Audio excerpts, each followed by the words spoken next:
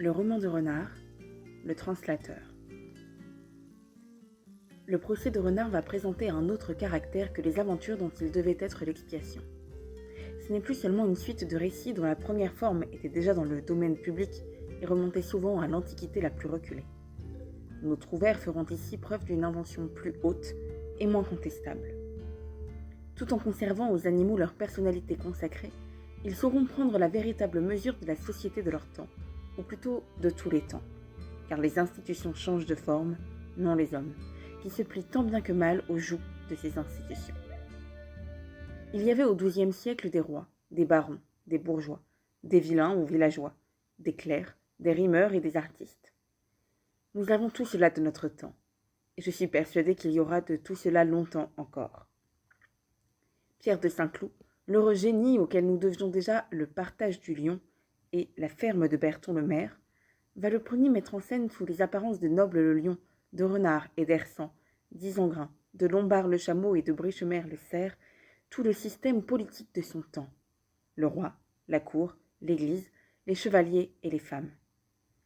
On connaîtra peut-être mieux les véritables formes de la justice féodale sous le règne de Louis le Jeune, après avoir lu le procès de Renard, qu'en essayant d'accorder ce que les légistes modernes ont tenté de nous apprendre. Cette étude pourra bien aussi contribuer à diminuer les préventions que nous gardons involontairement contre l'indépendance et la solidité de jugement de nos pères. Car les auteurs du roman de Renard ont dû la principale vogue de leurs récits à la peinture des mœurs, dont ces récits étaient l'expression fidèle.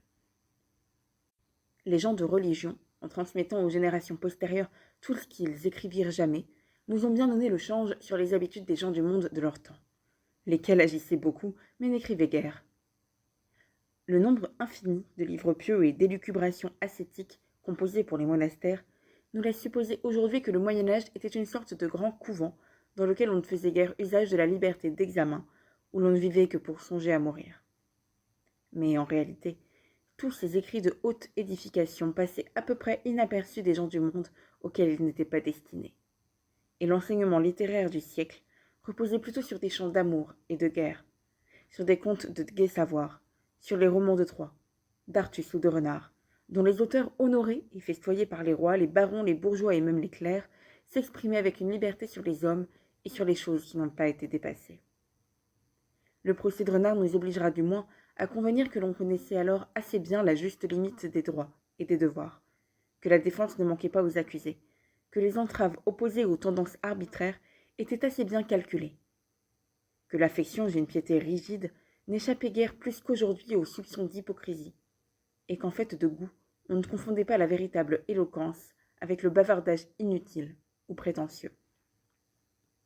On peut dire encore du procès de Renard que c'est la comédie d'un théâtre dont les chansons de geste auraient été la tragédie.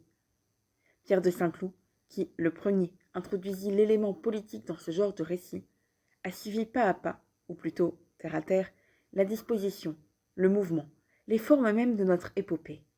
Et cette observation dont je ne pense pas que l'on puisse contester la justesse, suffit déjà pour mettre hors de cause la prétention des étrangers à l'invention primitive de la partie la plus originale du roman. On reconnaît dans Pierre et dans son continuateur les contemporains des chantres de Girard de Roussillon, d'Augier, le Danois, de Roncevaux et des Lorrains.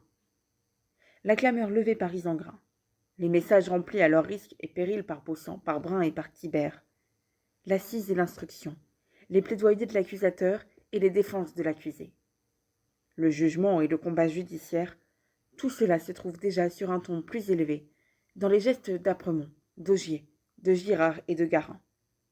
Il n'est pas jusqu'à l'arrêt de mort prononcé contre Renard et commué en réclusion perpétuelle dans un monastère, qui ne soit une ingénieuse imitation des jugements prononcés contre Bernard de Nézil et contre son neveu, Fromondin. Enfin, l'arrivée du convoi de Dame Copette dans la salle du jugement rappelle, involontairement, l'arrivée de la bière de Begon de Belin chez son frère Garin de Metz. Sire Noble le Haut-Lion est bien Charles Leroy à la barbe griffaine. Et quand on se souvient de Bazin de Gênes, de Ganelon, de Maugis d'Aigremont, et même un peu de Renaud de Montauban, on ne peut disconvenir que le renard de Pierre de Saint-Cloud ne soit de la même famille. En voilà beaucoup pour un livre aussi peu grave. Au moins, n'est-ce pas ici le lieu de développer ses premières données critiques? Je n'ajouterai plus qu'un mot. Je voudrais avoir le temps d'y revenir une autre fois.